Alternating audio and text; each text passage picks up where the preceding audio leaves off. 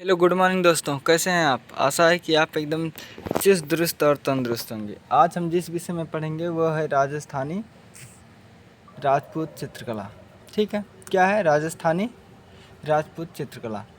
इसी को जो है श्रृंगारिक चित्रकला भी कहते हैं और इसका जो समय पीरियड है वो है 1600 से लेकर 1850 ईस्वी तक।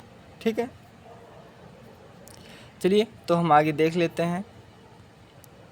देखिए, राजस्थानी चित्रकला का उद्भव और विकास। पहले हम ये जानेंगे कि कहाँ से आया है, इसका विकास कैसे हुआ है, कहाँ से इसकी पूर्व पीठिका रही है, उसके विषय में हम जानते हैं। चलिए लेट्स स्टार्ट। देखिए, राजस्थान में चित्रकला की एक सुदृढ़ परंपरा रही है। बहुत अच्छा, आप लोग जानते हैं कि आज भी अगर भारत की संस्कृति देखनी हो, घूमना हो, तो आप कहीं जाओ या ना जाओ, आप राजस्थान चले जाओ, आपको वहाँ पर जो है बहुत सारी चीज़ें सीखने को मिल जाएगी। ठीक है, आगे देखो। धर्म के समान राजस्थान के सांप्रदायिक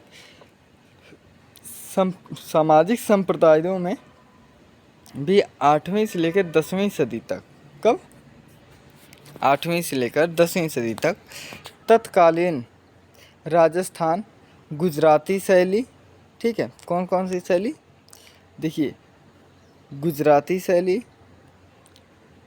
जैन शैली, अभ्रंश शैली से विकसित हुई है। कौन कौन शैली, जैन शैली, अभ्रंश शैली, गुजराती शैली।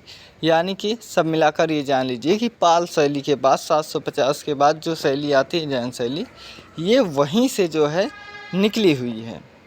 कौन सी, राजस्थानी शैली। तो अब आप अगर आपसे कोई ये पूछेगा कि राजस्थानी शैली की पूर्व पीठिका क्या है या उसका उद्गम क्षेत्र क्या है, तो आप तुरंत बताना कि गुजराती शैली, जैन शैली, अभ्रंश शैली यहीं से वो विकसित हुई है।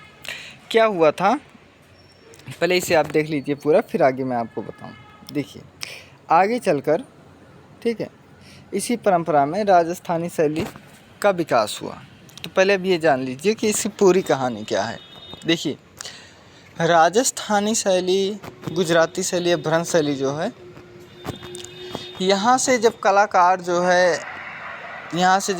जाने लगे, तो राजस्थान में जब जाने लगे, तो जो राजस्थानी राजा महाराजा थे, वो इन राजाओं को कहा कि देखो, आप कैसे भी काम करो, आप एकदम स्वतंत्र रूप होकर काम करो, हमें तुम काम दिखाओ, पैसे मैं आपको मुँह मांगी कीमत दूंगा, बस तुम मुझे काम दिखाओ।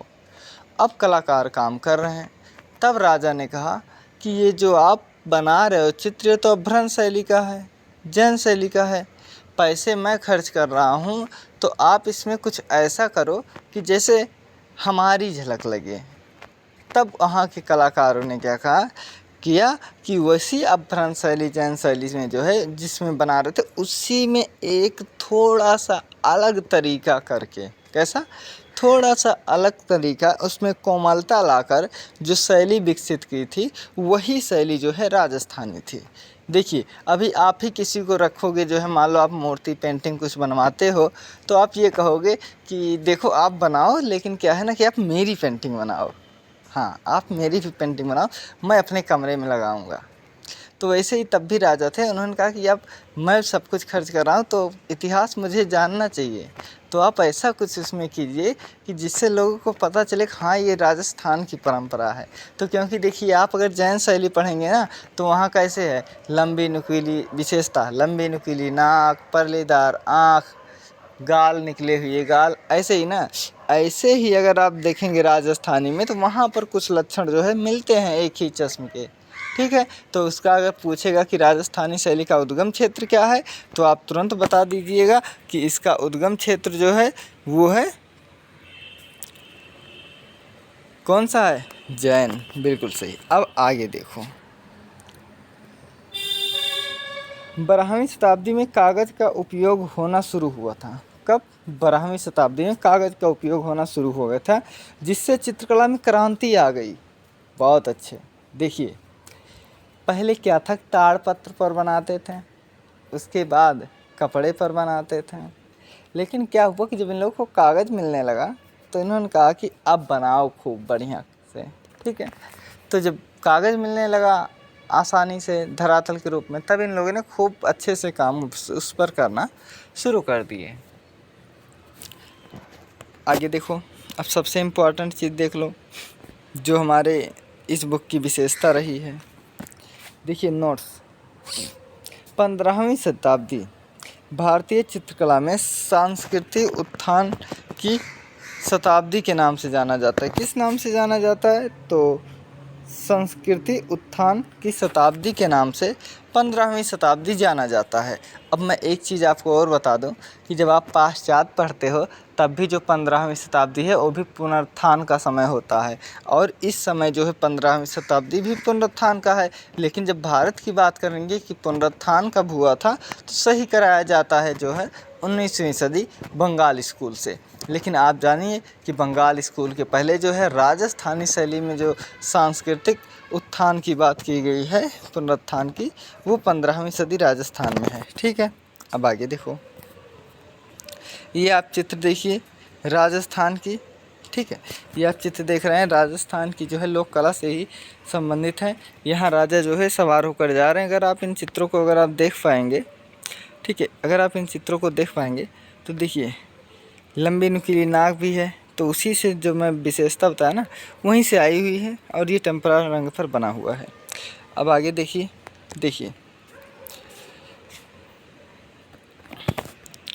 अब हम देखते हैं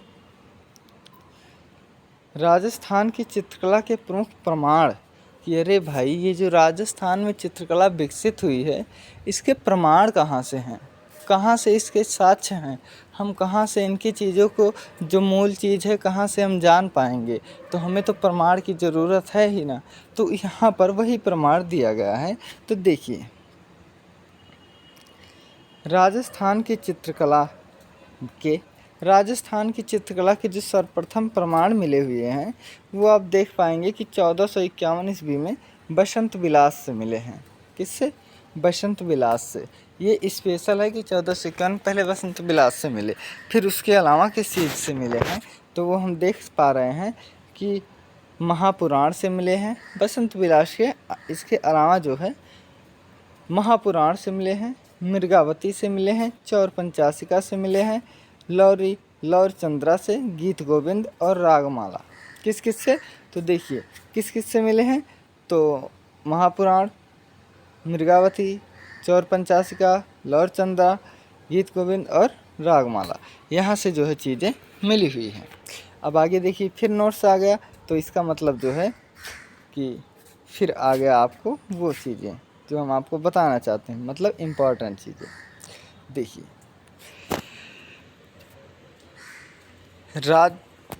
कार्ल खंडेलवाला ने, किसने? कार्ल खंडेलवाला ने 17वीं 18वीं शताब्दी को राजस्थानी चित्रकला का स्वर्णकाल माना है। किस चीज़ का? राजस्थानी चित्रकला का स्वर्णकाल माना है। तो देखिए कितनी बार स्वर्णकाल हुआ। पहला स्वर्णकाल तो हुआ था गुप्त काल के समय, ठीक है। दूसरा स्वर्णकाल हुआ था मुगल काल के समय। तीसरा स्वर्णकाल कब हुआ? राजस्थानी के समय। अब आप बताइए कि चौथा स्वर्णकाल जो है कब हुआ, ठीक है। और वो भी कमेंट बॉक्स में आप कमेंट कीजिए। जब इसके पहले हम पढ़ाएंगे इसके बाद कि तब बताएंगे चौथा कब हुआ। तो आप पढ़ रहे हो तो आप बताओ चौथा कब हुआ, कमेंट बॉक्स में कमेंट करो।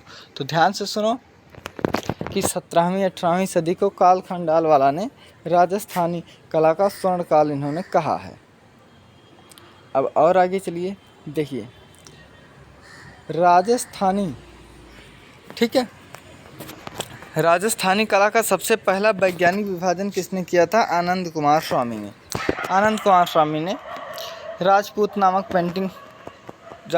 पेंटिंग नामक पुस्तक में जो है 1916 में किया था। तो अगर ये पूछा जाएगा कि राजस्थानी जो कला है इसका विभाजन किसने किया था, राजस्थानी कला को और पहाड़ी कला को अलग कौन किया था, या मुग़ल कला को और राजस्थानी कला को अलग कौन किया था, तो आप कह देना कि आनंद कुमार स्वामी जी किए थे 1916 ईस्वी में।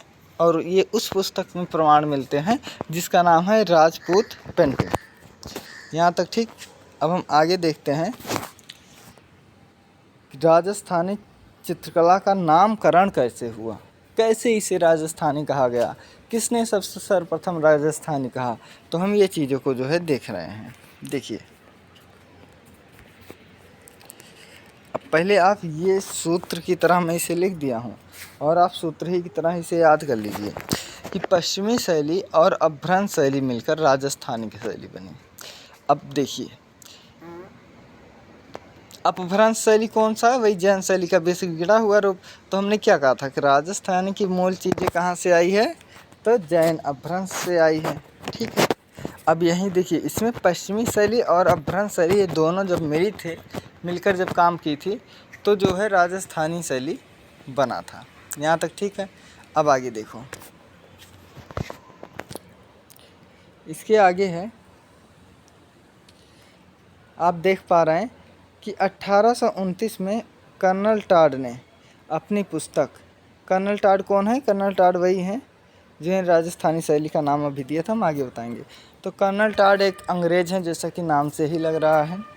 इनकी एक पुस्तक है annals of executive Rajasthan, annals of executive Rajasthan में इन्होंने राजस्थानी शब्द का प्रयोग किया। कैसे शब्द का इन्होंने प्रयोग किया, तो इन्होंने जो है राजस्थानी शब्द का प्रयोग किया था,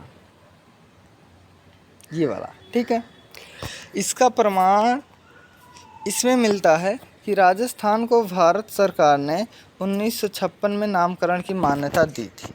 कब, 1956 में, जब देश आज़ाद हो गया था तो उन्होंने जो है इन्हीं की बात मान ली, किसकी, कर्नल टाड की।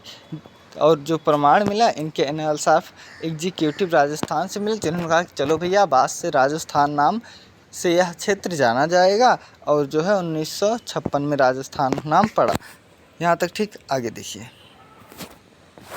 अब देखिए विभाजन देख लीजिए, राजस्थानी जो शैली है का विभाजन कैसे हुआ है, आप ये देख लीजिए।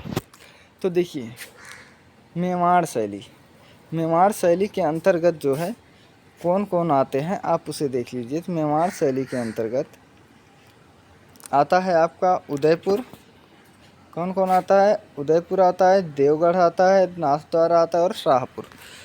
मेवाड़ शैली के राजा कौन से थे, तो राजा थे सिसोदिया वंश।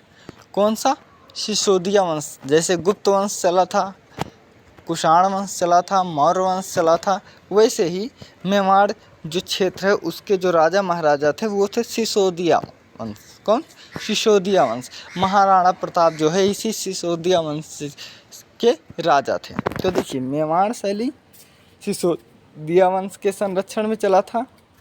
उदयपुर, नाथद्वारा, देवगढ़, शाहपुरा, यहाँ से जो है यहाँ तक विकसित हुई थी। अब इसके आगे देख लीजिए, इसके आगे है मारवाड़ शैली। मारवाड़ शैली के राजा कौन से थे, तो राठौर थे। कौन से वंश के थे, राठौर वंश के थे। इसके अंतर्गत हम लोग जो पढ़ते हैं वो पढ़ते हैं बीकानेर शैली, किशनगढ़ शैली, जोधपुर शैली, अजमेर शैली और नागौर शैली। फिर से सुनो कौन कौन सा था, तो ये है बीकानेर शैली, किशनगढ़ शैली, जोधपुर शैली, अजमेर शैली और नागौर शैली। यहाँ पर जो है मारवाड़ के अंतर्गत ये आती हैं। और आप जानते हैं कि जो सबसे फेमस यहाँ की चित्र है वो है किशनगढ़ की बनी ठनी, तो वो यहीं से संबंधित है। ठीक है, आगे देखिए, इसके बाद आता है आपका हड़ौती शैली। कौन सी शैली आता है, हड़ौती शैली। हड़ौती शैली, हा से हड़ौती, हा से हाड़ा। तो हड़ौती शैली के जो राजा हुए थे वो थे हाड़ा वंश। हड़ौती शैली, हाड़ा वंश। यहाँ तक ठीक है। आगे देखिए, अब इसके अंतर्गत जो है हम किस किस को पढ़ते हैं, तो इसके अंतर्गत हम बोधी शैली पढ़ते हैं, कोटा शैली पढ़ते हैं, झालावाड़ पढ़ते हैं। कौन कौन सा, कोटा, बोधी, झालावाड़। इन तीन चित्रों को जो है, तीन शैलियों का अध्ययन हम लोग करते हैं हड़ौती के। अब अंतिम जो है चौथा नंबर वो आता है आपका ढूंढार शैली। कौन सा, ढूंढार शैली, मतलब अंतिम शैली। तो ढूंढार जो शैली है ये कछवाहा वंश के अंतर्गत चला था। कौन से, कछवाहा राजा के अंतर्गत जो है चला था। जैसे कि हमने बताया कि ये राजवंश जैसे गुप्त मौर्य हैं वैसे ही ये राजा थे, ठीक है। तो ढूंढार चला कछवाहा के अंतर्गत। अब देखिए इसके अंतर्गत कौन कौन सी उपशैलियाँ आई थी। शेखावटी शैली, अलवर शैली, उनियार शैली और जयपुर शैली। कौन सी? शेखावटी शैली, अलवर शैली, उनियार शैली और जयपुर शैली। हो गया आपका चारों, बिल्कुल सही। तो चलिए आज हम देखेंगे मेवाड़ शैली जो सिसोदिया वंश के संरक्षण में चली थी, उसकी क्या विशेषता, क्या चीज़ें हैं, वो चीज़ें हम देख रहे हैं, ठीक है। चलिए, तो मेवाड़ शैली के राजा कौन से वंश के थे बताओ? बहुत सही, एक बार फिर बताओ, मेवाड़ शैली के राजा कौन से वंश के थे? सिसोदिया वंश। बहुत अच्छा। इसके किसी राजा का नाम बताओ जो सबसे प्रसिद्ध हो। हाँ, ये भी है, और महाराणा प्रताप तो हैं ही, ठीक है। चलो अब हम जान लेते हैं इसके बारे में।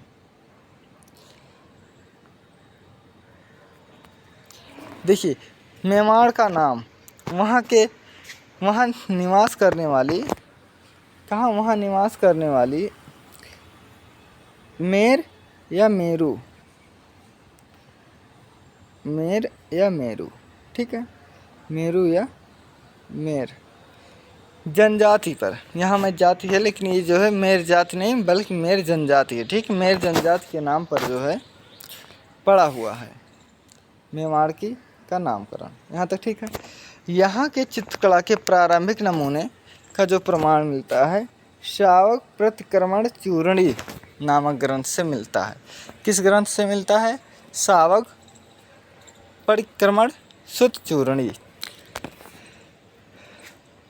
महाराणा लाखा, मोकल और कुंभा के काल का आंतरिक शांति का काल कहा जाता है। किस के? महाराणा लाखा, मोकल और कुंभा, महाराणा कुंभा, इन तीनों का जो काल था वो बड़ा ही शांति का काल कहा जाता है, ठीक है, आंतरिक शांति का काल कहा जाता है। यहाँ तक ठीक है। अब आगे देखो, देखिए डगलस कौन है? देखिए डगलस बरेट एवं ब्रेसिल ग्रे, डगलस बरेट एवं बेसिल ग्रे ने चौर पंचाशिका, कौन सी ग्रंथ? चौर पंचाशिका शैली का उद्गम मेवाड़ को माना है। कहाँ कि मेवाड़ में जो है जो चौर पंचाशिका ग्रंथ है इसी से इसका उद्गम माना हुआ है। यहाँ तक ठीक। अब आगे देख लीजिए। देखिए ये कौन है? तो ये हैं हमारे राणा कुंभा जी, जिनका शासनकाल 1433 से लेकर 1468 तक था। अब ये क्या थे, क्या क्या नहीं थे, तो हम अब इनके विषय में देखते हैं। देखिए, यह स्वयं कवि थे, कला प्रेमी थे और संगीतकार थे।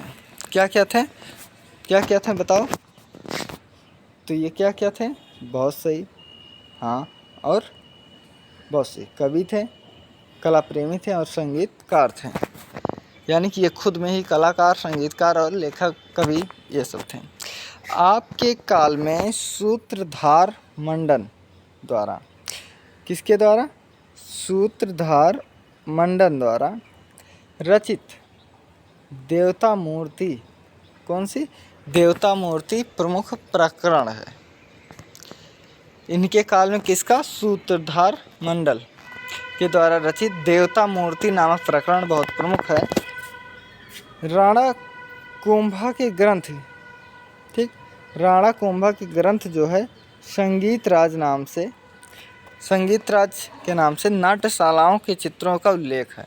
देखिए जो संगीत राज नामक इन्होंने एक ग्रंथ लिखा हुआ है, किसने? राणा कुंभा ने, जिसके अंतर्गत नाट्यशालाओं के चित्रों का उल्लेख है। किसका है? नाट्यशालाओं के चित्रों का उसके अंतर्गत उल्लेख है, ठीक है।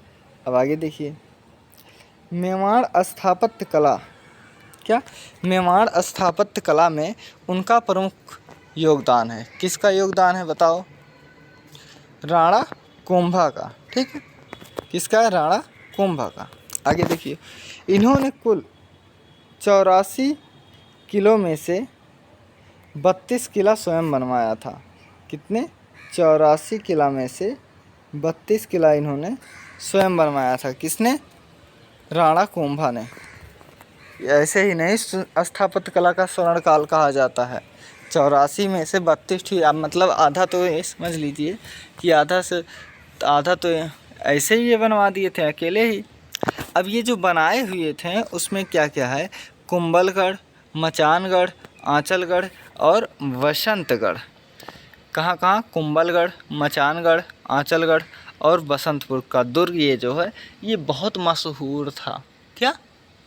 यह क्षेत्र का जो दुर्ग बना था बहुत मशहूर था। आज भी राजस्थानी, मैं बोल रहा हूँ ना कि अगर आपको कहीं भी घूमना हो, भारत की संस्कृति देखना हो, कुछ भी कल्चर, स्थापत्य, आप सीधे जो है राजस्थान जाओ, आज भी आपको वही झलक दिखाई देगी।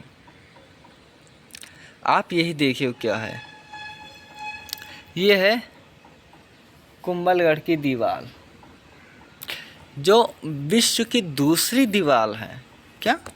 ये कहाँ की दूसरी है? तो ये जो है ना, ये आपकी विश्व की दूसरी बड़ी दीवार है। ठीक है।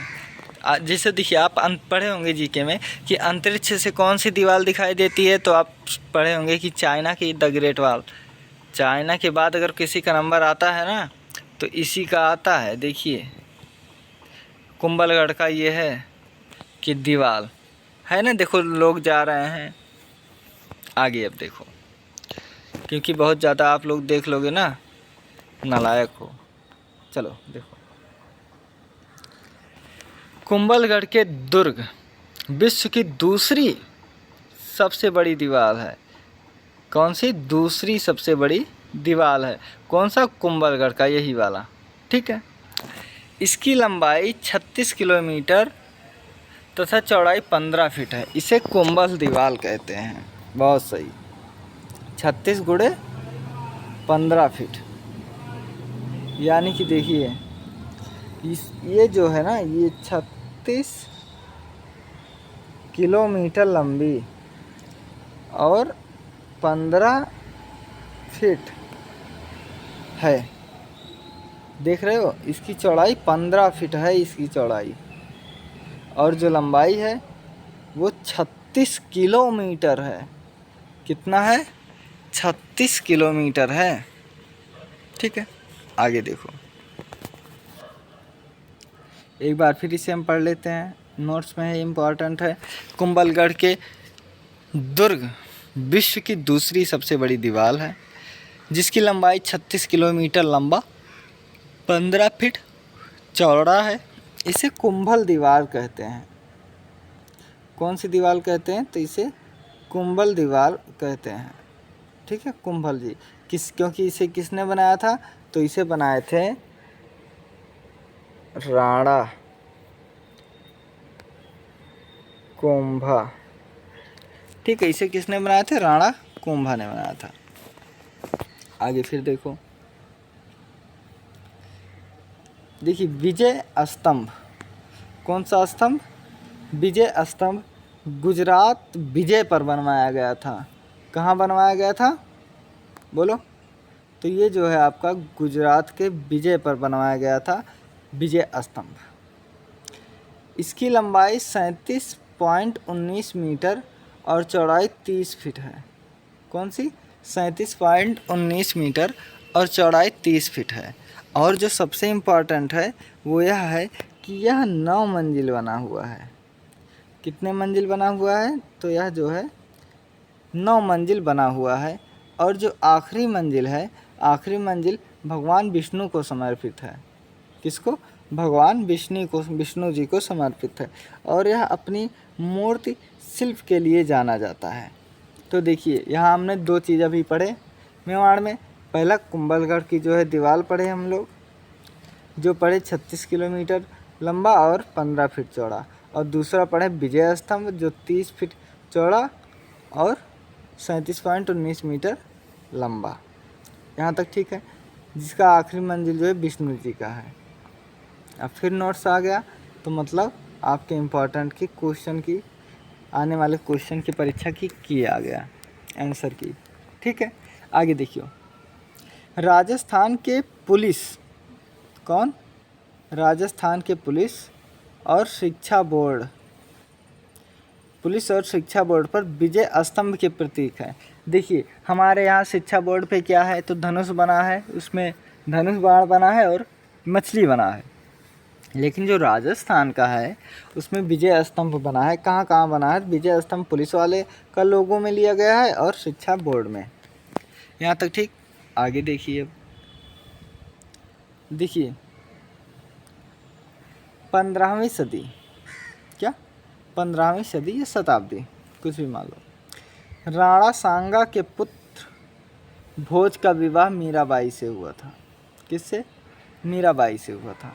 मीराबाई के कृष्ण पद, क्या भक्ति गीत जो मीरा पद के नाम से जाने जाते हैं, यह पूरे मेवाड़ में पूरे राजस्थान में गाए जाते हैं और इसी के आधार पर राजस्थानी शैली का चित्रण किया जाता है।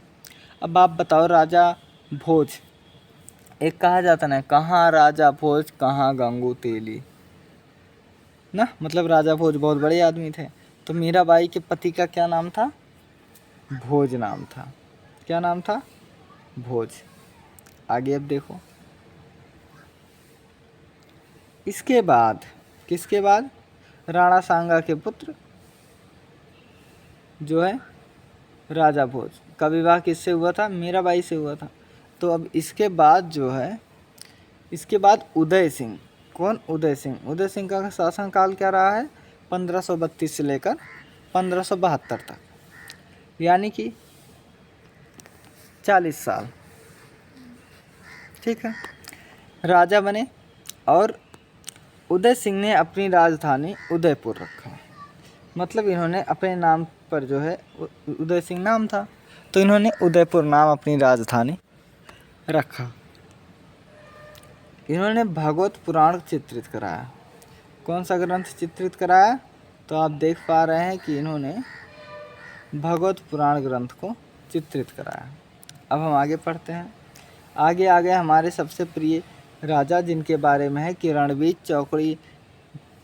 चौकड़ी चेतक बन गया निराला था ना। तो चलिए हम राणा प्रताप से पढ़ते हैं। महाराणा प्रताप का जो काल था वो 1572 से लेकर 1596 था। इन्होंने भी, जैसे इसके पहले राजा अपने नाम पर जो राजधानी बनवाए थे, वैसे इन्होंने राजधानी का नाम चावंड रखा। क्या? चावंड को इन्होंने राजधानी बनाया। और इन्होंने ढोला मारू, क्या? इन्होंने ढोला मारू का चित्रण कराया। किसने कराया? महाराणा प्रताप ने ढोला मारू का चित्रण कराया। जो यह चित्र राष्ट्रीय संग्रहालय नई दिल्ली में सम्मिलित है।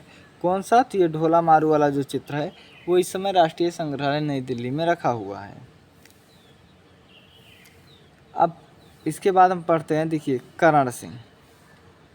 करण सिंह ने क्या किया? करण सिंह का जो शासनकाल था वो था 1620 से 28, यानी कि 8 साल तक किए थे। तो इन्होंने जनाना महल और मर्दाना महल, कौन सा? इन्होंने जनाना महल और मर्दाना महल को बनवाए हुए थे। कौन बनवाए हुए थे? तो ये बनवाए हुए थे करण सिंह। ठीक है, करण सिंह ने क्या बनवाया? तो जनाना महल और मर्दाना महल को बनवाया था। अब इसके आगे आप देखिए, इसके आगे है राजा जगत सिंह के समय।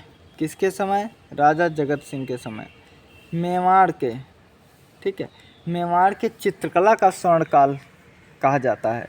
तो यहीं पर देखिए, बिल्कुल आप कंफ्यूज मत होना, मैं एकदम क्लियर कर दे रहा हूँ। देखिए राजा जगत सिंह के समय चित्रकला का हुआ था। किसका? चित्रकला का हुआ था। लेकिन अभी आगे हमने पढ़ा कि राणा कुंभा के समय, ध्यान दीजिए, राणा कुंभा के समय जो है स्थापत्य कला का स्वर्णकाल था।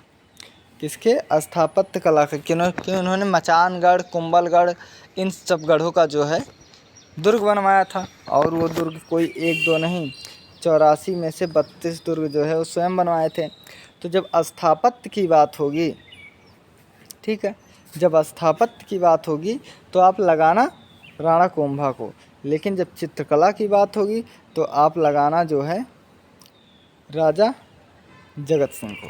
तो ठीक है, राजा जगत सिंह के समय मेवाड़ की चित्रकला का स्वर्णकाल माना जाता है या स्वर्ण युग माना जाता है। ठीक है, आगे देखो।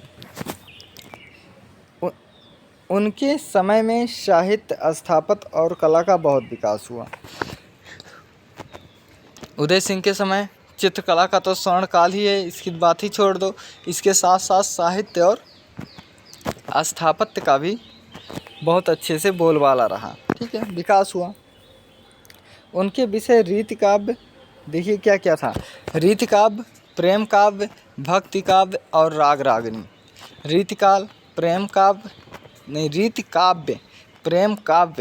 भक्ति काव्य और राग रागनी। रीति काव्य, प्रेम काव्य, भक्ति काव्य और राग रागनी प्रमुख हैं। ठीक है, उनके समय रागमाला कौन सी, इनके समय कौन सा, रागमाला। रागमाला निसारदीन और साहिबदीन, कौन, निसारदीन और साहिबदीन ने चित्रित किया था। ठीक है, रागमाला को किसने किया था राजा समय जगत सिंह के समय, तो किए थे निसारदीन और साहिबदीन। जो ये कहाँ रखी हुई है, तो ये आपकी राष्ट्रीय संग्रहालय नई दिल्ली में। कहाँ, राष्ट्रीय संग्रहालय नई दिल्ली में रागमाला रखी हुई है, जिसको बनाए थे निसारदीन और साहिबदीन 1628 में। यहाँ तक ठीक। अब आगे देखो।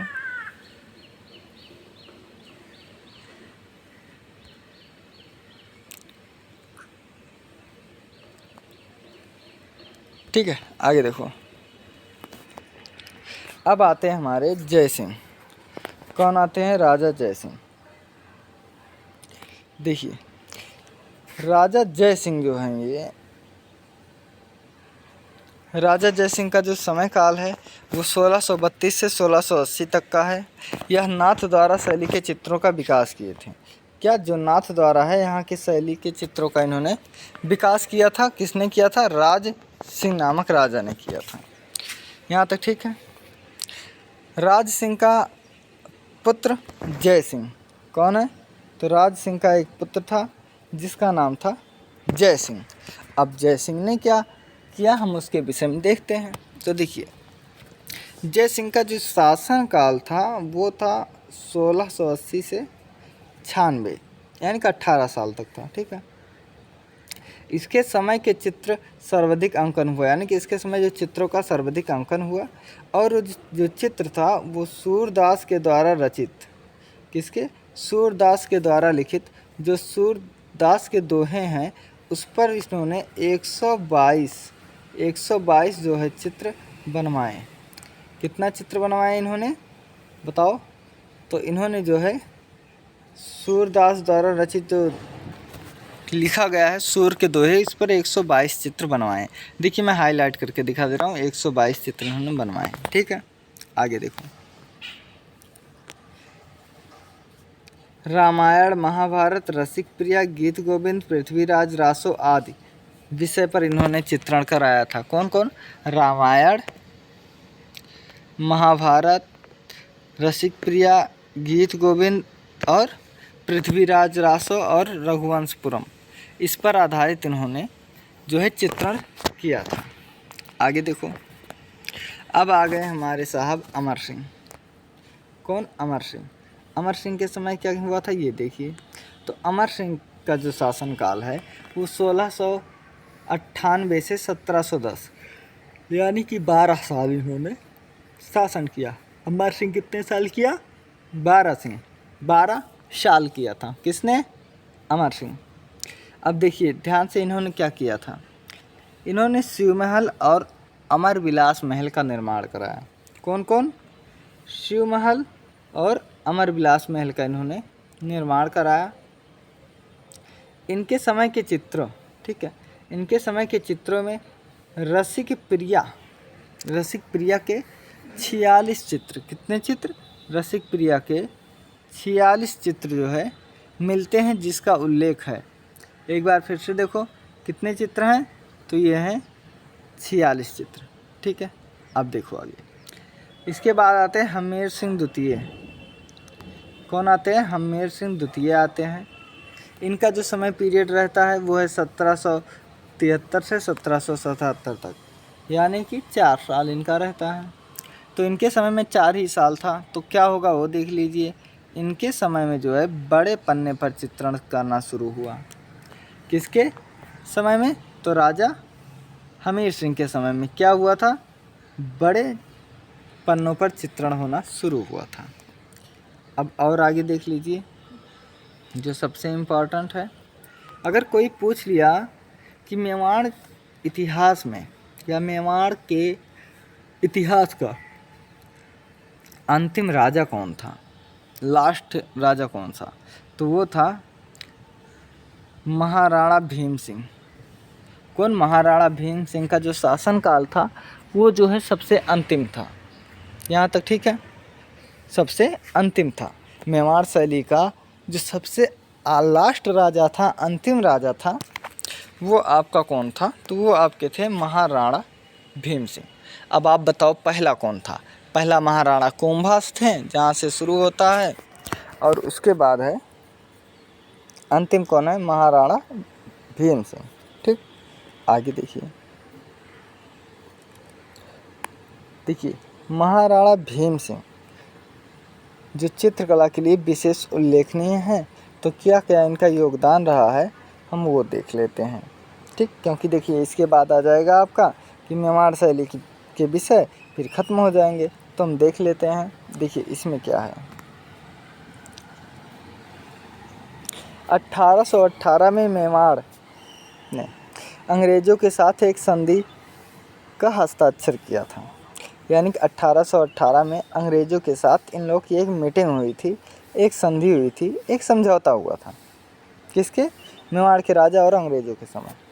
इसके कारण क्या हुआ था? इसके कारण देखिए, इसके कारण मराठा और पिंडारियों की उत्पत्ति से मुक्ति मिल गया था।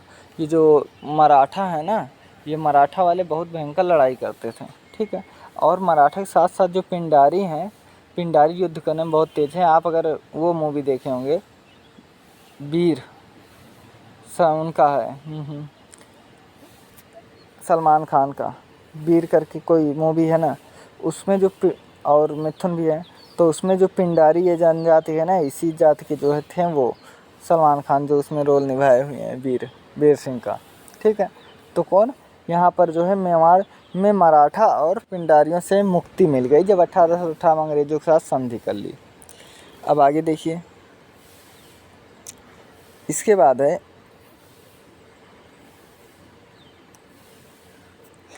इस काल में भित्ति चित्र का निर्माण अधिक हुआ। ये जो भूत है गलती से टाइपिंग मिरर हो गया है, यहाँ आप भित्ति चित्र कर लेना। ठीक है, क्या कर लेना? भित्ति चित्र कर लेना। ठीक है, बाकी मैं इसे संशोधन कर दूंगा। अभी मैं रूम के बाहर हूँ, नहीं तो मैं अभी लैपटॉप में कर देता। तो देखिए यहाँ पर जो है क्या हुआ कि इस समय क्या हुआ, तो इस समय भित्ति चित्रों का निर्माण अधिक हुआ। अब जब भित्त बनेगा, दीवार बनेगी, तो इसका मतलब है महल बनेगा। तो यहाँ पर मर्दाना महल, बापना की हवेली और एक लिंग मंदिर के पीछे निवास स्थान पर चित्र एवं कुंभलगढ़ नाथद्वारा में बने हुए हैं।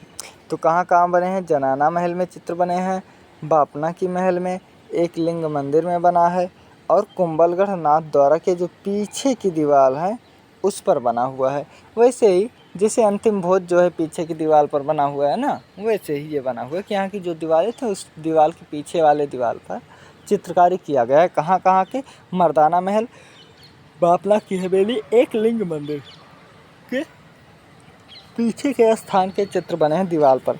ठीक है, अब आगे देखें। आगे एक लाइन अब फिर आप याद कर लीजिए, बहुत इम्पोर्टेंट है। महाराणा भीम सिंह का जुलूस चित्र जो है शाहबुद्दीन नामक कलाकार ने बनाया है।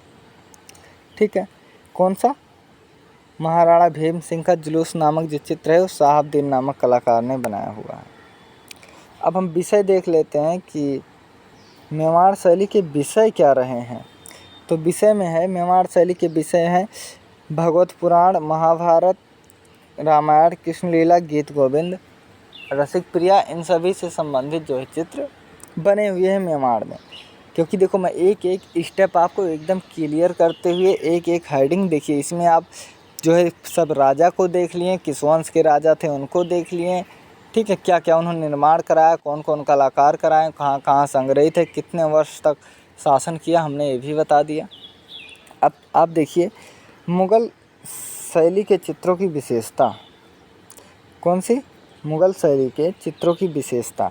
देखिए विशेषता क्या है, तो अगर हम प्रकृति को देखेंगे, प्रकृति वातावरण उस चित्र के पीछे देखेंगे, तो उसमें मेवाड़ के चित्रकार ने प्रकृति का अलंकरण रूप से चित्रित किया है। क्योंकि आप उसमें जो है जब पौधे वो देखेंगे, पेड़ देखेंगे, या जो है पत्तियाँ उत्तियाँ देखेंगे, बहुत सूक्ष्म अंकन किया गया है। कैसा? बहुत बारीक अंकन किया गया है। तो वही है कि प्रकृति के अलंकृत रूप से चित्रित किया गया है। जल को अपभ्रंश शैली के समान टोकरी बनाने वाले के अभिव्यक्ति में चित्रित किया गया। जो जल है ना, जैसे मन अपभ्रंश शैली में टोकरी बनाने वाले नहीं है, ऐसे ऐसे ऐसे ऐसे, ठीक है, टोकरी बनाने वाले नहीं, ऐसे ऐसे ऐसे ऐसे, टोकरी का ऐसे ऐसे दिखता है ना, ऐसे ऐसे, ऐसे ही उन्होंने जल को चित्रित किया है।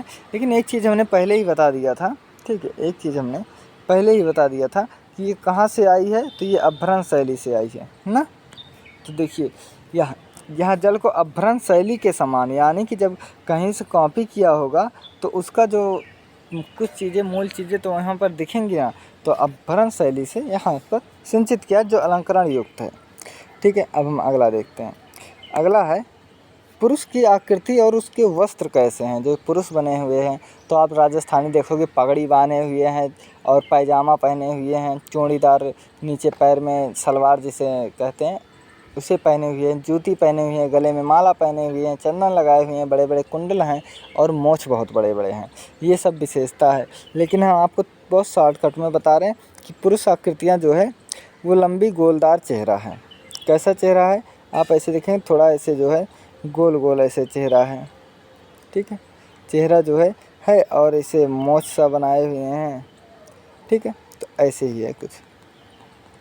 तो लंबी गोल चेहरा है और लंबा पायजामा है, सर पर पगड़ी है, जूती है, बड़ी बड़ी मूछें हैं, सब बनी हुई हैं। आप चित्रों को देखिए, आप किसी चित्र की विशेषता देखने से अच्छा है ना कि आप वहाँ के चित्र देख लो जूम करके, बढ़िया के 4-5 मिनट, बस विशेषता लिखना ख़त्म। अब आगे देखते हैं कि नारी की क्या स्थिति है, वो देखते हैं। देखिए नारी स्त्रियों की मछली के समान आँखें हैं। कैसे? मछली मतलब मीनाकृत। मीनाकृत कहाँ है? मेवाड़। मतलब मेवाड़ में जो आँखें बनी हुई है वो मीनाकृत बनी है। मीना मतलब मछली के समान, ठीक है। अब कपड़े में क्या है? लहंगा पारदर्शी है। आप देखे होंगे कि जो चोली ओली है वो पारदर्शी है।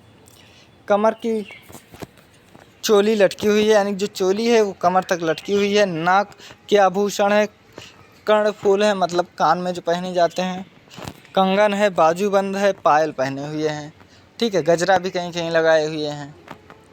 और जो नीचे का वो लहंगा कहते हैं, लहंगा में ऐसे लहर भी है कि जैसे लग रहा हो घूमर कर रही हो, घूम रही हो, तो ऐसे लहरदार है, ठीक है। तो ये सब मैं कहाँ से बता रहा हूँ?